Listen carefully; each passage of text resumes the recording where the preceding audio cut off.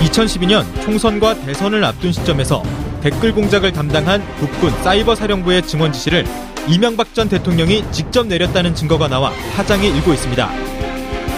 국회 국방위원회 소속 민주당 이철희 의원은 2012년 총선 한 달 전인 3월 10일 작성된 사이버 사령부 관련 BH 협조 회의 결과라는 제목의 문건을 공개. 이 문건은 당시 청와대 김태효 대외전략기획관의 요청으로 열린 사이버사 회의 결과를 보고한 것으로 김관진 전 국방부 장관이 자필로 서명해 결재한 흔적도 남아 있습니다. 사이버 사령부 군무원 증강 방안을 다루고 있는 해당 문건에서 가장 눈여겨봐야 할 내용은 대통령의 지시임을 명시한 부분입니다. 즉, 군 사이버사가 2012년 군무원 79명을 채용하고 이 중 47명을 심리전단에 배치. 이후 댓글 공작을 전방위로 벌인 과정에서 이명박 전 대통령도 일정 부분 연관이 있음을 시사하는 대목인 겁니다. 이와 함께 당시 청와대가 군 사이버사로부터 일일 동향과 작전 결과를 보고받은 정황도 포착. 특히 작전 결과는 대면 보고 형식만 띄고 있어 실제로 어떤 내용이 오고 갔는지 철저한 조사가 필요해 보입니다. 이명박 정부에서 무차별적으로 시도된 여론 공작. 그것을 가능케 한 검은 장막 뒤 진짜 윗선의 정체는 무엇인지 지금부터 살펴봅니다.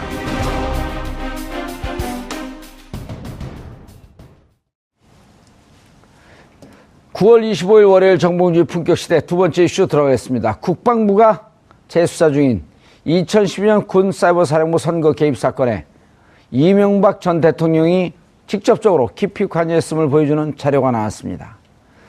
또 청와대가 군의 댓글 공작을 꼼꼼히 챙겼다는 정황도 나오면서 이명박 전 대통령에 대한 수사가 불가피해졌는데요. 이 문제와 관련해 두 분 모시고 말씀 나눠보도록 하겠습니다. 최진봉 성공회대 교수님 자리하셨습니다. 안녕하십니까. 예. 국민들이 이제 조금 필요증을 느낄 정도로 너무 정보가 쏟아져 나오니까 조금 대외적으로는 자제하면서 신속 정확하게 속전속결 좀 이런 게 필요하지 않을까요? 그럼요. 빨리 털어야죠. 예. MB의 그 잘못된 국정 운영 또 개인의 어떤 표현의 자유를 억압했던 여러 사례들 예. 이런 부분들이 지금 말씀하신 것처럼 여러 가지 증거로 나오고 있기 때문에 증거가 나오면 단호하게. 그럼요. 단호하게 해야죠. 이건 뭐 이게 무슨 뭐 정치 보복이 아닙니다. 이거는 잘못된 거를 바로잡기 위해서는 반드시 잘못한 부분들을 들춰내서 단죄하는 게 반드시 필요하고 그리고 용서가 이루어지는 거죠. 용서부터 얘기하는 것은 잘못된 얘기라고 생각이 됩니다. 알겠습니다. 손수호 변호사님 자리하셨습니다. 예. 손 변호사님. 네. 포토라인에 곧 쓰겠죠? 그럴 가능성이 점점 더 커지는 것 같은데요. 지금 두 분 말씀하신 그 속전속결. 예. 오늘 또 하나가 진행됐습니다. 조금 전에. 그래요? 네. 그 압수수색이 있었는데요. 오호. 예. 좀 이따 얘기해 주세요. 네네. 재밌는 건 좀 이따 천천히. 자, 시청자 여러분들께서도 샤브사 공공으로 다양한 의견 문자로 보내주시기 바라겠습니다. 페이스북 라이브로도 시청하실 수 있습니다. 최진봉 교수님. 예. 돌발 질문. 예. 제가 왜 서 있는지 모르시죠? 졸려서 서 있으신 거 아니신가요? 사람을 좀 무시하는 거예요? 좀 더 긴박감 넘치게 하기 위해서. 저희도 같이 서서 하는 게 예. 좀 더 긴박감 넘치게 하기 위해서. 예. 이건 MB식 표현입니다. 예. 정직하게 얘기하지 않는 거. 그렇죠. 사실 졸려서 서 있었어요. 어렸을 때 우리 한 말 있잖아요. 거짓말하면 벌 받는다. 예, 맞습니다. 예, 거짓말을 벌 받을 사람. 예. MB라고 할 수 있죠. 지금 BBK 문제도 다시 뒤집어서 다 파헤쳐야 됩니다. BBK에 대해서는 저한테 얘기하지 마세요. 예. 봉주 브라보 코리아. 그게 BBK예요. 예. 자, 이철희 의원이 공개한 사이버 사령부 관한 청와대 협조 회의 결과 문건. 이제 그 82명 그 블랙리스트 때도 직접 보고받았다라고 하는 그런 문건이 나왔다고 자꾸만 다들 주장하잖아요. 그렇죠. 그 문건 못 보겠어요, 근데. 보셨나요? 네. 아니, 못 봤죠. 주장만 있었죠? 주장만 있었죠. 그런데 이번에는 이철희 의원이 공개했어요. 예, 그랬죠. 지금 문건 나오네. 뭐라 했죠? 저기 이제 댓글 공작을 한 국군 사이버 사령부에 인원을 충원하라고 하는 지시예요. 근데 저 지시가 기재부에서 인원 충원해서 지시한 게 아니고 BH 협조 사항이라고 돼 있단 말이죠. 그럼 청와대가 인력을 증원하기 위해서 협조를 해주고 결재를 해줬다 이렇게 볼 수밖에 없는 거죠. 지금 저기 내보면 BH라고 표현되어 있는 청와대는 국방부 입장에 동의하며 군무원 순수 증편은 기재부 검토사항이 아니라 대통령 지시로서 기재부의 협조사항이다 이렇게 돼 있거든요. 예. 군무원을 갑자기 증원시킨 이유가 뭐냐면 그 당시에 댓글을 달기 위한 공작을 하기 위해서 증원을 시킨 거예요. 40명인가 정도를. 예. 그러니까 결국은 BHD가 이 댓글 공작에 동원될 군무원들 그 일을 순수하게 감당할 군무원들을 더 많이 증원하는데 증원하라. 그거를 지시하고 알고 있었다는 거죠. 원래 군무원 증원은 기재부 사항인가요? 대체적으로는 그렇죠. 왜냐하면 군무원이란 국가의 그 국방부 내에 민간 종사원이죠. 그렇죠. 민간인인데 군대 근무하는 사람들이거든요. 그렇죠. 민간인 신분으로서 군내에서 근무하는 예. 군 업무 보조 역할을 하시는 그렇죠. 그런 분들이죠. 그래서 군인은 아니지만 부대 안에 근무하신 분들인데 예. 대체적으로는 기재부에서 올려서 관계부서하고 협조해서 늘리는 게 일반적인 거죠. 예. 그런데 이렇게 특별히 댓글 사이버 공작, 댓글 공작에 동원하기 위해서 인력을 증원하는 내용에 있어서는 청와대까지 보고를 했다는 점 좀 특이한 점이다. 일반적인 상황이라고 보기 힘들다는 거죠. 예. 손수호 변호사님. 네. 자, 지금 이제 한번 좀 중간 정리를 한번 넘어가 보죠. 네. 원세훈 국정원장의 혐의에 대해서는 네. 이거 너무 복잡해요. 일단 지금 4년형을 받은 것은 국정원이 대선 댓글 개입, 즉 국정원의 정치적 중립의 의무를 위반하고 국정원 직원들이 대선 댓글에 개입한 거 아니에요? 그렇습니다. 자, 그리고 그것 이외에 네. 민간인들이 팀장급시 48명이 네. 30개의 팀을 굴리면서 민간인들이 대선 댓글 개입한 것은 아직 수사도 안 들어갔죠. 수사를 하고 있나요? 수사가 진행 중이죠. 이미. 수사가 진행 중이고. 예, 민병주 단장은 구속이 됐고요. 나머지 민간인 이종명 3차장도 지금 이제 소환해서 조사하겠다 그러고. 네, 민간인들은 영장 청구했지만 기각이 돼가지고 기각됐고요. 불구속 상태로 수사가 지금 이어지고 있습니다. 오민석 판사. 기각한. 예, 네. 제가 그 원래 이름 기억을 못 하는데 네. 안민석하고 이름이 똑같아서 그건 기억합니다. 사실 판사 이름이 기억에 남으면 안 되는 겁니다. 그래요? 네. 안민석 그럼요. 의원은 본인 성이 오길 좋아해요. 오민석. 그냥 오선하고 싶어 하거든. 5선까지만. 5선까지만요? 어디 있어요? 지금 안민석 의원도 많은 분들이 저한테 문자를 보내요. 열심히 해서 참 보기 좋다고. 초선 의원으로서 참 열심히 한다. 중진 아닙니까, 중진. 지난 3선 동안 뭘 했는지 존재감이 없었던 그렇죠. 거예요. 이번에 최순실 사건 때문에 존재감이 드러난 거죠. 예. 자, 그런데 네. 그러면은 그 민간인 대선 댓글은 지금 이제 그 수사가 되고 있고. 네. 그러면 이 부분에 대해서는 원세훈 국정원장이 네. 이거는 그 직권남용 혹은 네. 국고손실. 일단 지금 네. 예, 이 정도 해당이 되는 거겠죠? 지금 원세훈 전 국정원장이 지금 항소심 재판이 진행 중입니다. 예. 그게 처음에 말씀해 주셨던 국정원법 위반과 공직선거법 위반인데요. 예. 또 다시 나오는 게 뭐 한두 개가 아닌 것 같은데요. 일단 블랙리스트 관련해 가지고 수사가 또 진행이 되고 있는 것이죠. 예. 그래서 내일 소환한다고 하죠. 예. 네, 내일 검찰에 출석 요구를 좀 했다고 합니다. 원세훈 전 국정원장이 또 수사를 좀 받아야 되는 상황이고요. 자, 그리고 이제 요것과 무관하게 이제 82명 명단이 나온 것은 네. MB 시절에 국정원 블랙리스트. 네.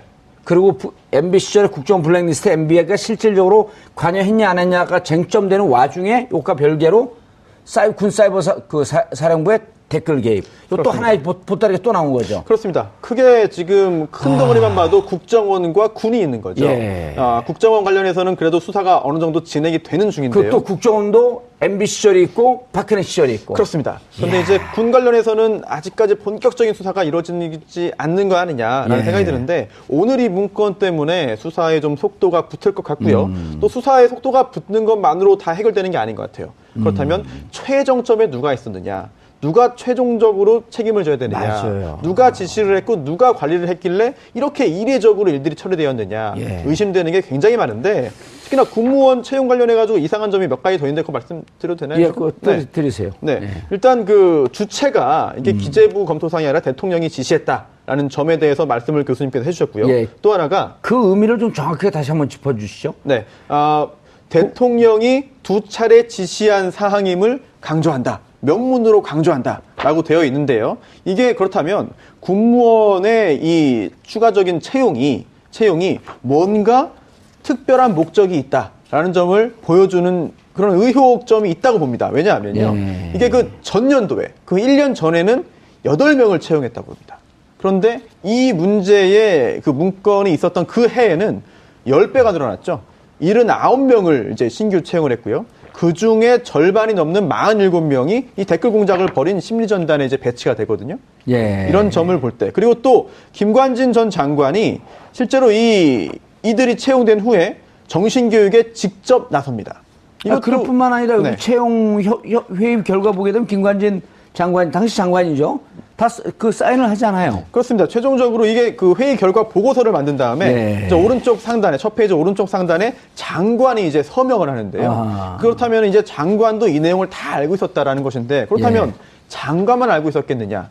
장관 윗선의 지시 또는 개입 그런 정황을 충분히 의심해 볼 수 있는 상황인 거죠. 그리고 우리가 여기서 교수님 블랙리스트 그러니까 박근혜 정부 시절에 블랙리스트 사건으로 7명 중에 6명의 유죄를 받았고. 그렇죠. 그리고 최근에 이제 계속 그 당시에 비서관들이 진술하면서 조윤선 정무수석이 있을 때 홍보수석과 같이 있을 때 같이 보고했다. 그렇죠.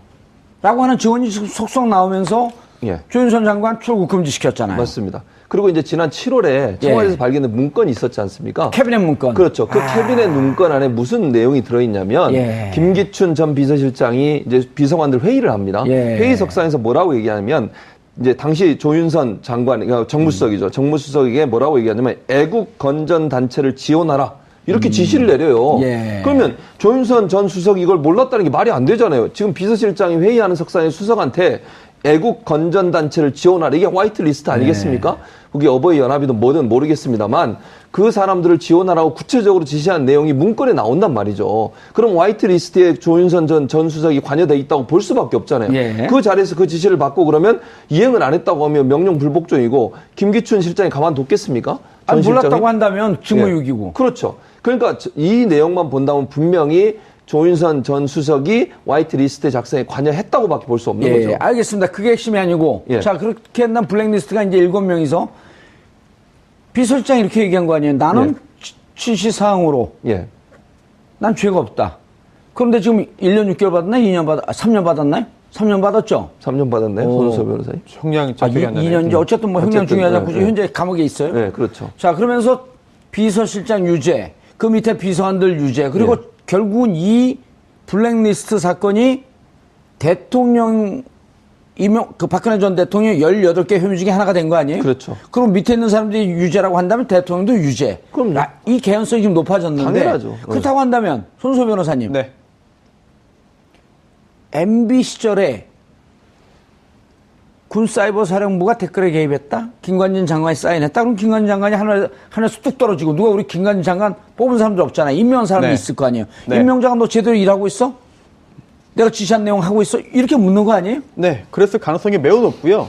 이게 아니 그러니까 법원에서도 그렇게 판단할 거 아닌가요? 그럴 가능성이 매우 높은 것이죠. 실제로 지금 김관진 전 장관은 수사 대상에 올랐는지 아직 모르겠어요. 그런데 예. 그 밑에 있는 그 군 수뇌부들 중에 일부는 이미 형사처벌을 받았습니다. 그렇죠. 그리고 네. 이제 그 점점 더 옥도경인가요? 그 사이버 네, 사령관? 네, 네, 맞습니다. 그 제일 또 누구 있어? 연재욱. 연재욱 옥도경. 예. 아, 성들이 아주 독특해요. 네. 이거 다 독사파죠? 연재욱은 독사파예요. 독사파인지 연재욱은 모르겠는데 독사파예요. 성으로 이렇게 비하시면 또 아니요. 연재욱은 시청자들이 또 독사파예요. 예. 연재욱 네. 그 사령관은 독사파고, 왜냐면 연재욱 장관 사령관이었죠. 사령관은 네. 예, 전 사이버 사령관. 네. 사이버 사령관은 저랬었잖아요. 그 참여정부 때 비서관으로 있었고, 예. 부역자라고 했고 한동안 불이익을 받았던. 네. 그런데 이제 사이버 사령부 들어가면서 다시 이제 그 승진의 기회를 잡았던, 그리고 그 후임이 옥도경이고. 네. 그분들도 이제 조사해야 되는 거 아닌가요? 그렇죠. 근데 이미 한 차례 그 군형법상의 정치관여 혐의로 예. 또 조사를 받았고요. 예. 또 재판도 받았습니다. 그래서 연재욱 전 사령관 같은 경우에는 이제 집행유예가 됐죠. 아하. 그리고 또 옥도경 전 사령관 같은 경우에는 선고유예입니다. 즉 유죄 잘못은 했다. 하지만 이제 그 형선고를 하지 않은 것이고요. 그럼 이분들은 일사부재의 원칙에 근거해서 다시 기소 못 하나요? 그때 재판 받은 잘못이 무엇이냐? 도대체 그때 한 차례 판단이 있었다고 한다면은 다시 벌하지 못하겠습니다만 새로운 잘못이 드러났다라고 한다면은 추가적인 그런 수사 재판 처벌 가능한 거죠. 예, 그때 처벌받은 개입건 말고 또 다른 개입권이 있었다고 한다면 네. 새로운 범죄가 되나요? 그렇습니다. 예, 별 처벌받지 않은 건드리지 못한 범죄이기 때문에 공소시효가 아직 완성되지 않았다고 한다면 처벌 가능성이 남아있는 그러네. 제가 손소 변호사를 일주일 전에 한번 때려요. 네. 근데 그거로 처벌받았는데 사실 알고 보니 두 달 전에 때린 게 또 있었어. 그렇죠. 이건 일사부재리가 아니잖아요. 그렇죠. 다른 범죄라고 범죄이기 한다면. 네. 그러니까 이 문서가 결국 그 다른 범죄의 정황들을 보여주는 거잖아요. 예. 군 사이버 사령부를 이해했던 사람이 그 자기 고백을 했지 않습니까? 언론에 나와서 예. 과장인가 뭐 부본부장인가 그 사람이 얘기했던 내용과 자료들을 보면 이 사람들이 그 전에 재판받을 때 나오지 않았던 자료들이 많이 있다는 거죠. 그렇다고 지금 손수호 변호사 얘기하셨듯이 새로운 범죄일 수 있겠다. 범죄라고 보는 거죠.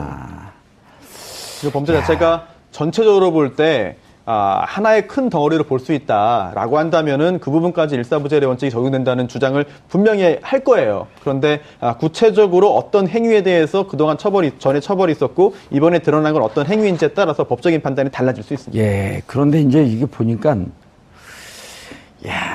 3관왕인 줄 알았더니 4관왕이에요. 사이버 댓글 공작 지시 1관왕. 그다음 문화연예계 블랙리스트 2관왕. 그다음 방송장악 MBC, KBS 그렇죠. 3관왕. 4대강 방산비리 BBK 주가 조작 이거는 약간 그 뭉뚱그려서 따로 떼면 6관왕이네요. 6관왕인데 네. 그 6스타는 없죠. 6스타는 없으니까 4스타. 아니 보면은요. 예. 정말 역대 대통령 치고 이렇게 불법과 부정과 비리를 많이 할 수 있는 사람이 있을까 할 정도로 아주 백화점을 열었어요. 그렇죠. 롯데하고 친하다는 롯데백화점 불었었나 보죠. 그랬을 수도 있겠죠. 예. 근데 이런 식의 이런 불법을 저지르고도 박근혜 전 정부의 비호 아래 그게 숨겨져 있었지 않습니까? 그러니까 박근혜 전 정부를 사실은 이명박 전 대통령이 별로 좋아하지 않았음에도 불구하고 밀어줄 수밖에 없어요. 적극적으로 밀었죠. 그렇죠. 왜냐하면 이런 게 다 드러날 수밖에 없잖아요. 본인이 한 일이 있기 때문에 네. 결국은 박근혜 전 대통령을 밀 수밖에 없는 상황이었고 그러다 보니까 댓글 부대 만들어가지고 열심히 지원한 거 아닙니까 결국은? 그러니까 그전 대선에서 문재인 후보를 떨어뜨리려고 엄청나게 노비도 하고 방송 장악해서 방송국이 나서서 하고 종편 만들어 종편이 거기 또 열심히 화력 지원을 하고 이런 구조를 만든 것이 과거 결국은 우리 조선시대 보게 되면 예. 그 무능한 어린 그 왕을 세워서 수렴청정하면서 뒤에서 조정하고 그렇죠. 그리고 자기가 잘못한 것을 다 가리고 예. 그 예전에 아마 박근혜 대통령을 세운 게 그런 의도가 아니었어요. 그런 의도가 있죠. 저는 더 의심스러운 게 뭐냐면 잘 아시겠지만 이명박, 박근혜 두 사람이 후보로 싸운 적이 있었잖아요. 2007년이었죠. 2007년에 그때 최순실 사건이 다 드러났어요. 사실 알고 있잖아요. 이명박. 알고 있죠. 이명박 전 대통령이랑 그 측근들이 이미 알고 있었어요.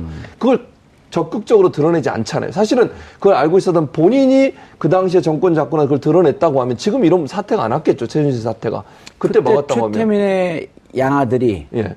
MB 진영에 있으면서 처음에 자료를 얘기하다가 더 이상 하지 않았던 게 이미 판사가 기울어서 안 했다. 그렇죠. 맞습니다. 라고 얘기했는데 사실은 그 보따리를 풀지 않고 있었단 풀지 않은 말이에요. 거죠. 왜냐하면 본인이 살기 위해서는 어쩔 수 없이 이 박근혜 그때 당시 후보를 밀 수밖에 없는 상황이었잖아요. 그런 상황에서 그걸 풀었을 때는 본인이 이런 비리 때문에 처벌받을 수밖에 없다는 상황을 인지했을 가능성이 높다고 보는 거죠. 실제로 그 당시 두 정치인이 갈등 관계가 한때도 심하지 않았습니까? 그런데 청와대에서 이명박 대통령이 박근혜 당시 대표를 불러서 회동을 한 다음에 웃으면서 걸어 나오고 그 후에 갈등이 사실은 자취를 감췄거든요. 2012년 9월 2일입니다. 네, 그날 예. 뭔가 미락이 있었거나 뭔가 이야기가 구체적으로 오갔을 것이다라는 짐작은 정치권에서 굉장히 많은 분들이 했던 것 같거든요. 100분간.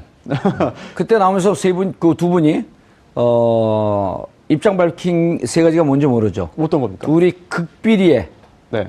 모두 그 배석자들을 제외한 상태에서 둘이 100분간 회의를 하고 나온 게 태풍 대응, 그 다음에 강력범 대응, 네.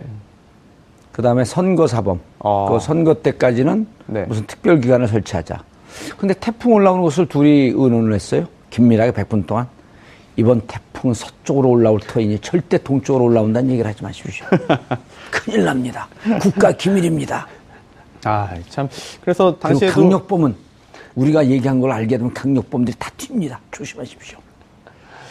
모두가 합리적인 의심을 할 수밖에 없는 그런 상황이었던 것 같습니다. 제가 그거 다시 조사하라 했다 또 감옥 갈 뻔했어요. 예? 내가 감옥 간다니까 좋아하는 사람들이 많네. 우리 카메라 PD들이 빵빵 터지는데 감옥 간다 그러니까 빨리 보내고 방송 그만하고 싶은가 봐요. 자, 어디부터 조사를 해야 됩니까, 이거를? 조사요? 예.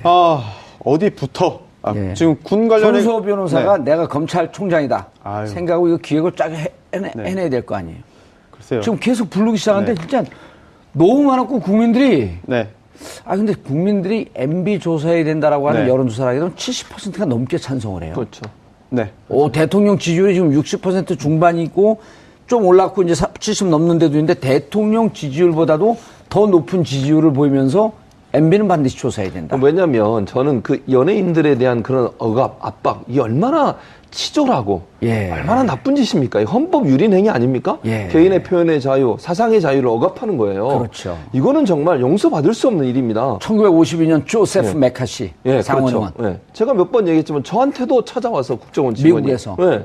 미국 네. 교수를 하고 근데 이번에 있는데 명단은 안 나왔잖아. 왜 명단이 안 나와요? 왜 제 이름을 안 넣는지 모르겠는데. 좀 제대로 사세요. 알겠습니다. 어디부터 수사하느냐에 대해서 뭐 물론 전방위적으로 하고 있겠습니다만 오늘 있었던 일 간단히 좀 말씀을 드리면은요. 압수수색이 이루어졌습니다. 어디요? 추명호 전 국장. 네, 그리고 또 신승균 전 실장인데요. 국정원 직원들입니다. 오호. 특히나 이제 추명호 전 국장 같은 경우에는 국정농단 때도 이름이 많이 나왔습니다. 예. 왜냐면요. 우병우 전 수석에게 비선 보고를 했다라는 친구. 의혹이 있었죠. 네, 그래서 그렇죠. 친구라 그러죠. 추명호 국장. 친구인가요? 친구인지는 잘 모르겠네요. 네, 그래서 이게 국정원 적폐청산 공개가 알려졌는데. 적폐청산 TF에서 그 비선 보고도 지금 파헤치고 있는데 예. 그와 별개로 이번에 추 전 국장, 신 전 실장이 박원순 제안 문건에 관여돼 있을 그런 정황이 드러났다라는 그런 언론 보도가 나오고 있거든요. 예. 그렇다면은 이게 그 압수수색 영장이 뭐 사무실도 아니고 어디도 아니고 자택이었습니다. 그렇다고 한다면은 더더욱 뭔가 범죄 사실의 소명이 상당 부분 이루어져야만 영장이 발부될 수 있거든요. 예. 그런데 법원에서 영장을 발부해줬고 오늘 또 이렇게 자택을 압수수색하면서 여러 가지 뭐 자료들을 이미 확보했다라고 지금 보도가 나오고 있거든요. 그렇다고 한다면 이번 사건 수사에 있어서 굉장히 중요한 걸음이 될 것 같고 이렇게 자료가 하나 둘 쌓인다고 한다면 결국은 위로 더 올라갈 수 있을 텐데요. 이 추명호 전 국장 같은 경우에는 상당히 고위에 있었기 때문에 국정원 내에서 그 위라고 해봤자 그게 많지가 않습니다. 결국은 이명박 전 대통령에 대한 수사가 좀 더 이제 좀 활기를 띨 수밖에 없는 그리고 또 공식적으로는 가능성은 있지만 뭐 지금 수사하고 있지는 않다는 거 아니겠습니까? 예. 하지만 수사가 본격적으로 진행될 가능성은 뭐 수사기관 누구나 염두에 두고 있을 것 같습니다. 추명호 전 국장 같은 경우는 군 출신이에요? 네.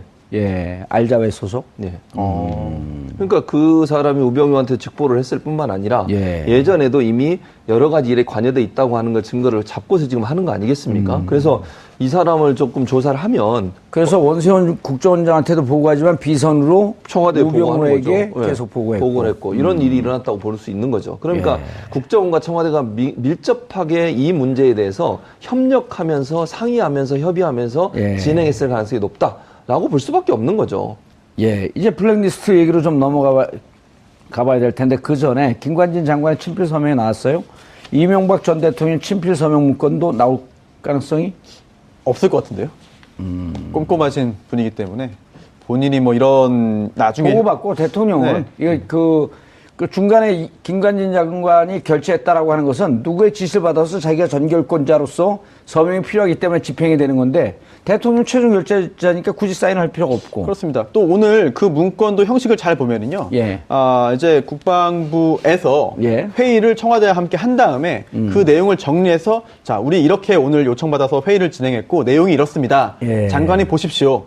그렇게 해서 장관이 그냥 결재한 거거든요. 그렇기 때문에 청와대 내에서도 똑같은 형식으로 이루어졌다. 그리고 대통령이 사인을 했다. 제가 볼 때 그럴 가능성은 별로 없어 보입니다. 근데 사인은 안 했더라도 혹시나 이런 게 남아있을 가능성이 있을 것 같아요. 제가 그냥 추측해 보건데 네. 청와대 국방부 장관이나 아니면 안보수석을 통해서 국군 사이버 사령부가 일일 동향 보고를 한단 말이죠. 그렇죠. 그리고 VIP 보고사항 이런 게 예, 있겠죠. 그런 게 있을 수 있다는 거죠. 그러니까 사인은 없더라도 혹시나 그런 문서들이 남아있을 가능성, 물론 다 폐기해버렸으면 모르지만. 아니, 가능성은 있습니다. 그러니까요. 근데 손소 변호사님. 네. 자, VIP 보고사항라고 하는 게 문건에 만약 나왔는데. 네. 그럼 이제 그쪽 그 당사자들은 이렇게 얘기할 수 있을 거거든요. VIP 보고사항이라고 했지만. 네. 자, 우리가 형식적으로 이렇게 됐지 다 보고하진 않았다. 네. 라고 한다면 MB가 또 빠져나갈 길이 있는데 결국 이렇게 되면 김관진 국정원 그 장관의 증언, 원세훈 국정원장의 증언, 이 증언이 중요하지 않을까요? 글쎄요. 일단 증언보다는 예. 사람의 말보다는 문서. 100명의 증언보다 사실 한 장의 문서가 더 가치가 높다는 게 우리나라 법원의 또 수사기관의 현재로서의 태도이기 때문에. 그런데 어쨌든 그 원세훈과 그 김관진 이분들 최고 책임자, 바로 밑에 네. 최고 책임자이기 때문에 네. 대통령에게 보고했습니다라고 하는 증언이 나오게 되면 대단히 결정적인 그럼요. 증언이 아닐까. 매우 중요한 거고요. 더군다나 이제 실제로 VIP 보고사항 문건이 존재한다는 가정하에 예. 그 문건의 작성경이라든지 예. 그 문건이 실제로 무엇을 의미하는지 또 대통령에게 어느 정도 강도로 전달되었고 대통령이 그에 대해서 어떻게 반응했는지 지시했는지 관리했는지 개입했는지 등등을 확인하기 위해서는 그게 문건에 담겨 있을 수는 전부 다 담겨 있을 수가 없습니다. 예. 그렇다면 그 상황을 옆에서 직접 보고 들은 사람들의 이야기가 굉장히 중요한데 지금 원세훈 국정원장 전 국정원장은 징역 4년형 받았고요. 예. 또 추가적인 그런 그 유죄 판결 가능성이 국고손실 있거든요. 특가법상의 예. 제5조 국고손실 5년 5억이 넘게 되면 5년 이상 무기징역까지. 근데 뭐 제가 잘못 알고 있을 수 있겠습니다만 예. 그 조항은 회계 책임자를 주체로 하는 것 같아요. 회계 뭐 담당자, 담당관. 그러지 않는데 제가 그 법을 다 그런가요? 봤는데요. 네. 보셨어요? 예, 봤는데 회계 담당자를 지칭하는 것 같은데 그러지 그래서 않던데. 실제 뭐 채권 담당자라든지 그 정도의 실무자를 처벌하는 거지 그 위에서 결정한 자를 처벌하는 것인지 아니 여부는 근데 제가 잘 모르겠네요. 지방자치단체장이나 이렇게 네. 그 지칭을 했던데요. 자치단체장까지요. 자치단체장도 그다음에 뭐 국정 책임자 뭐 이렇게까지 하는데 지방자치단체장 등 이렇게 지칭한 걸로 네. 제가 기억하고 있어서 그래요? 이게 정치권 인사들의 국고 손실을 업이 다루는구나. 1억서부터 5억까지는 구간을 둬서 3년 이하의 징역. 그다음 5년이 넘어가게 되면 그 특가법상의 5조 보세요. 국고 손실. 네, 있는데 그게 예. 회계관계 직원을 주체로 하고 있어가지고. 아, 그래요? 예, 그게 기타 그 고위직까지 이게 주체로 하는지는 제가 좀 찾아보겠습니다. 판례를 봐야 되겠죠. 근데 국고 손실죄로 이게 판례 또 없는 것 같아요. 근데. 그게 쉽게 자주 적용되는 그런 사안은 아니기 때문이겠죠. 알겠습니다. 그런데 오늘이죠. 예. 문성근 씨와 그 피해자들, 82명의 피해자들 중에 뭐 몇 명이 참여했는지 모르겠지만 어쨌든 주체적으로 김미화, 그 다음에 저와 같이 방송하는 진중권 교수도 이제 함께 하겠다 그러고, 진중권 교수는 넘버3라고 참 좋아해요. 세 번째 이름이 나왔다고. 네. 왜냐면 그 박근혜 정부 시절에 10,000명 가까운 블랙리스트 중에 없어갖고 마음 상했었거든요. 부끄러워하고. 그러니까. 근데 이번에 세 번째로 나왔다고 너무너무 좋아해요. 이게 대한민국의 현실이죠. 우픈 현실입니다. 그러니까요. 그래서 자, 근데 예. 고소를 했기 때문에 교수님, 예. 검찰이 이제 마음만 먹으면 언제든지 소환할 수 있겠다? 그렇죠. 예. 또 그렇게 해야 된다고 생각해요, 저는. 그러니까 이게 국민들도 알고 싶어 하는 겁니다. 무슨 일이 있었고, MB가 실제 국정원을 동원해서 어떤 일을 했는지를 낱낱이 밝혀야 된다고 저는 생각을 하거든요. 저는 자유한국당에 이게 무슨 정치 탄압이 이런 얘기 하면 안 된다고 생각합니다. 범죄 행위를 밝혀내는 게 무슨 정치 탄압입니까? 그러면 아무리 전 정권이 나쁜 짓을 해도 정치 탄압이라는 얘기가 다 묻고 넘어가야 됩니까? 그건 아니잖아요. 정치 권력이 잘못했으면 분명히 거기에 대한 책임을 져야 되죠. 국민의 이름으로 단죄해야 되는 거 아니겠습니까? 그게 무슨 정치 탄압입니까? 죄가 없는데 그걸 가지고 문제를 삼는 게 정치 탄압이고 정치적으로 악용하는 게 문제지, 분명히 죄가 있고 헌법을 유린한 행위에 대해서 법에 의해서 처벌하겠다고 하는데, 조사하고 처벌하겠다는데 그걸 거부하고 정치 탄압을 얘기하는 것은 그야말로 죄를 그냥 덮고 넘어가자, 이런 얘기밖에 안 된다고. 대한민국 국민들의 수준을 우습게 보는 거죠. 왜냐하면 그렇죠. 국민들이 70% 이상이 예. 자, 사자방, 특히 4대강, 자원외교, 방위산업 비리. 근데 지금 거는 블랙리스트란 말이 전혀 나오지 않았던 거예요. 이 사자방 너무나 의혹이 많으니 조사해라. 조사해야 한다. 왜냐? 우리 세금으로 운영한 것이기 때문에. 그런데 이번에 블랙리스트가 나온 거예요. 예. 근데 블랙리스트가 너무나도 꼼꼼하게 나왔어요. 그렇죠. 그 5년 동안. 그리고 그거를 거기서만 끝난 게 아니고 이 블랙리스트 수법이 계승 발전하면서 10,000명 가까이 넘어가면서 나라를 8년 동안 아주 그냥 농단을 해버린 거 아니에요? 그렇죠. 그러니까 국정원이, 저는 그 사실 아세요? 김일성, 김정은 사망 사건을 뉴스 보고 알았대요. 원세훈이 나와서 그 얘기했어요. 네. 그러니까 국정원이라고 하면 그런 일 하라고 있는 거 아닙니까? 국가 안보를 위해서 그런 거 잘하라고 했더니 돈 갖다 쓰면서 국내에 있는 사람들 억압하고 탄압하는데 온 신경을 쓰니까 국정원 직원들이 얼마나 화나겠습니까? 솔직히 얘기하면. 그 원장 한 명 잘못 와가지고 조직도 다 바꿔버리고요. 국정원 조직 바꾸려면 대통령 허가를 받아야 되는데 예. 그렇다고 하면 그것도 저는 이명박 전 대통령 일정 부분 허가해줬다고 봐요. 그러니까 심리전이나 이런 댓글 부대로 사람들을 충원시키고 이쪽은 없애버리고 국내 파트를 더 강화시키는 이런 그 조직 개편을 했었는데 예. 그 개편에도 원세훈 전 원장이 들어가서 한 거 아니겠습니까? 그렇죠. 그것도 대통령이 일정 부분 보고를 받았다고 저는 보는 거거든요. 그러니까 국정원의 원래 의무, 업무 이 부분을 벗어나서 하지 말아야 할 일에 온 힘을 쏟다 보니까 오히려 국가 안보와 관련된 부분들은 소홀하게 되는 그런 대부 일이 일어나는 거죠. 예를 들어 갖고 특수활동비 9천억 중에서 4,500억 정도 쓰는 것은 대부분 휴민트 활동하려는 거거든요. 그렇죠. 근데 그거 안 하고 국내 지금 댓글 작업한 거 아닙니까? 손소 변호사님, 네. 2011년 12월 18일인가 그렇죠? 김정일 그 사망한 게 12월 18일인가 17일쯤 되지 않나요? 제가 날짜를 잘 기억 못하겠네요. 예. 그리고 이제 그때부터 김정일 사망이 계속 댓글 실검 순위 며칠 동안, 한 2, 3일 동안 1등으로 가다가 23일 날 그 실검이 바뀝니다. 1등에. 뭘로 정봉주 구석. 김정일 사망을 네. 누른 사람입니다, 제가. 웃어서 죄송합니다. 아니, 저도 웃겨요. 아니, 그런 역사적 사건은 그러니까 얼토당토 않은 사건이었고, 제가 얘기를 왜 하냐면, 여전히 BBK 문제는 제가 할 얘기는 아니지만, 많은 분들이 추적하고 있기 때문에 그렇죠. 그 문제도 살아있다는 거예요. 그럼요. 그리고 새로운 증거가 나오기도 언제든지 수사할 수 있는 거 아니에요? 그렇습니다. 예, 당연히 그렇게 할 수 있는 상황이고요. 특히나 이제 이명박 전 대통령은 이제 그 재임 기간 동안에는 이제 그 공소시효가 아니, 그 진행되지 재임 않기 기간 때문에 동안에 또 김경준 씨한테 140억을 받기 네. 위해서 국가 기관을 총동원했다. 그러니까요. LA 총영사도 영사. 동원했고, 네.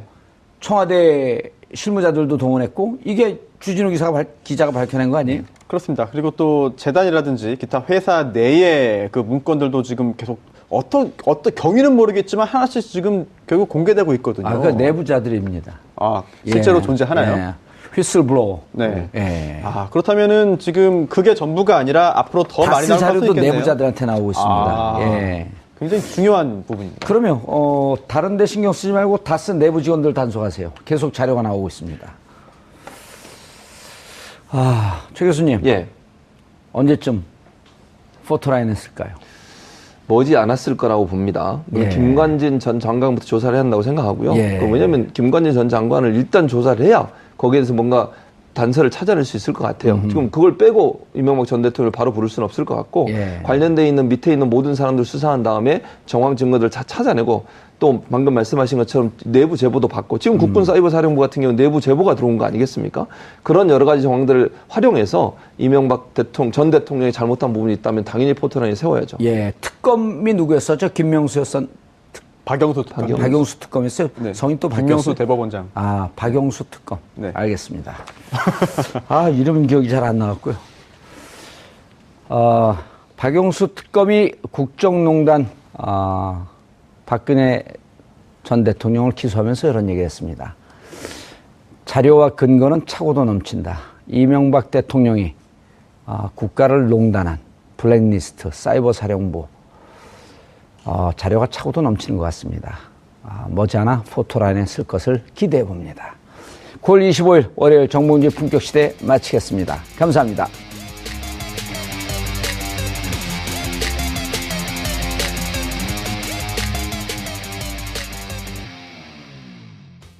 오늘 방송 좋았나요? 방송에 대한 응원 이렇게 표현해주세요. 다운로드하기, 댓글 달기, 구독하기, 하트 주기. 더 좋은 방송을 위해 응원해주세요. 다운로드하기, 댓글 달기, 구독하기, 하트 주기. 기억하셨죠?